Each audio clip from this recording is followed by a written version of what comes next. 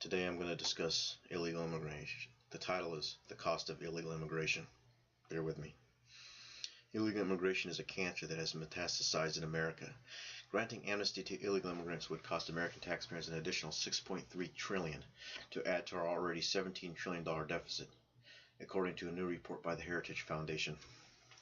Any legalization would be a pathway to massive new welfare expenditures, job competition, chain migration, and an influx of just more illegal immigrants, which would never cease until our nation is completely incapacitated, overpopulated, overrun, and conquered by people who cares nothing of its laws. This is madness perpetuated by our government, who wants to provide amnesty to criminals. Illegal immigrants are considered criminals in every sovereign nation.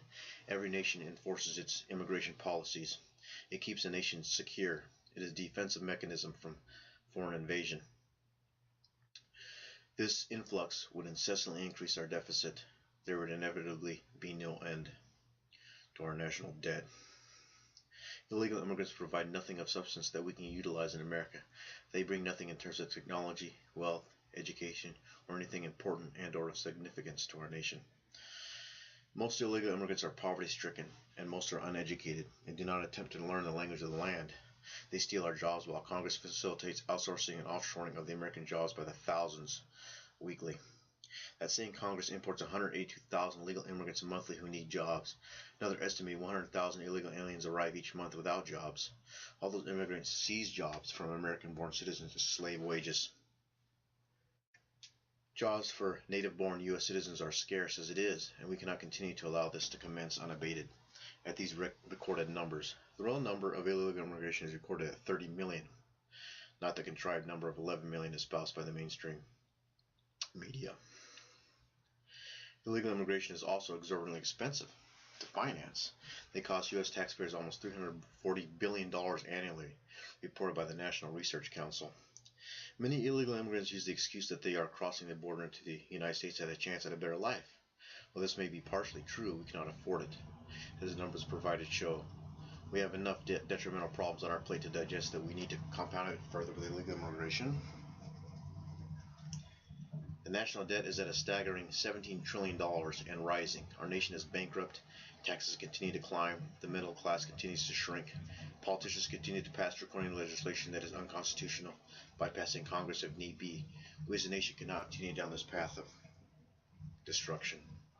We have seen a double increase in necessary sustenance staple items in the past decade, such as eggs, bread, milk, and cheese. Fuel in the past decade has tripled. Our standard of living continues to decrease, with many more people working lower wage jobs. Some people even resort to having to work 2 jobs just to supplement their income. It's preposterous. We have one of the highest abject poverty statistics in the industrialized developed world. Earned income tax credit fraud is rampant, and the IRS does little to verify existence of children.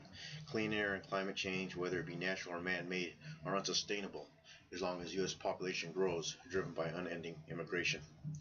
Emergency medical treatment. U.S. taxpayer money provides $250 million a year to help hospitals defray costs for illegal aliens. Bureau of Land Management. The Interior Department spends $1 million to mitigate environmental damage done by illegals crossing the U.S. southern border. Migrant educational grants intended to help states educate children of illegal workers. More fraud from overcounting. Office of Foreign Labor Certification.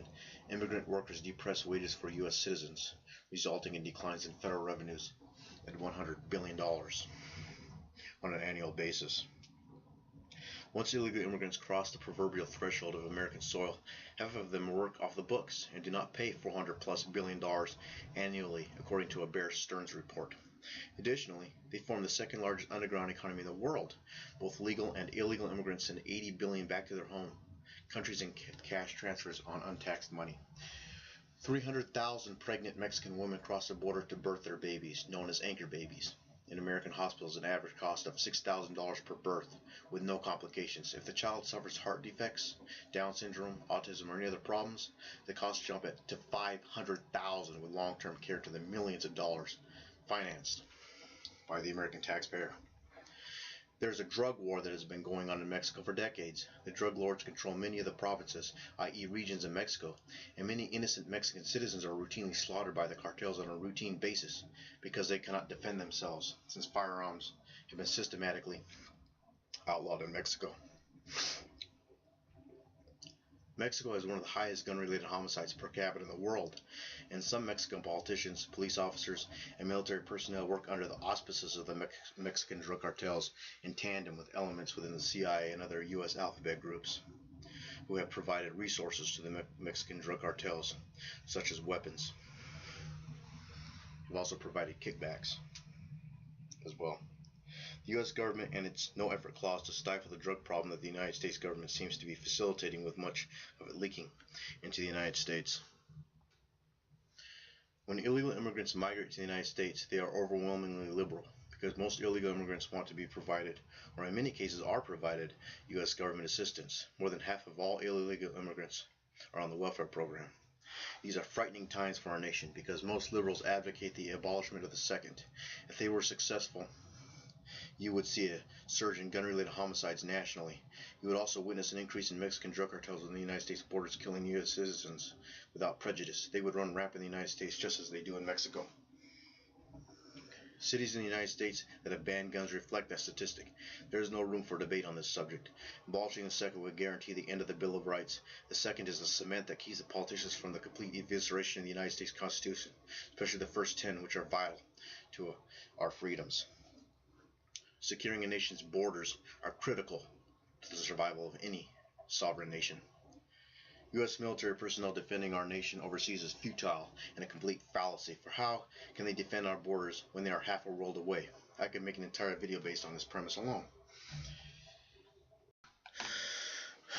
The incessant wars in the Middle East should be swiftly ended, and our military personnel should be brought home immediately to defend our borders from any foreign interference. This should be non-negotiable. In closing, I would like to add a solution to the welfare problem, and I believe this would also end our illegal immigration problem as well. This should be a guideline to follow. The only people that should be allowed welfare assistance are people that have some form of disability and are incapable of working due to their handicap. And or only U.S. citizens whose jobs have been terminated for whatever reason for a period no longer than 1 year should be eligible, which means that after 1 year is surpassed, you then become ineligible for welfare or given an extension for certain situations. People would be more ambitious and have more impetus to look for work if these parameters are required.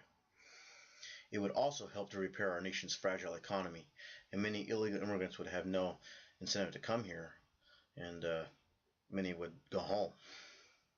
Our federal government is on the precipice of signing this draconian piece of legislation providing amnesty to illegal immigrants. I implore everyone to get involved and contact your local representative or congressman in your area to halt this legislation before it is enacted. Thank you.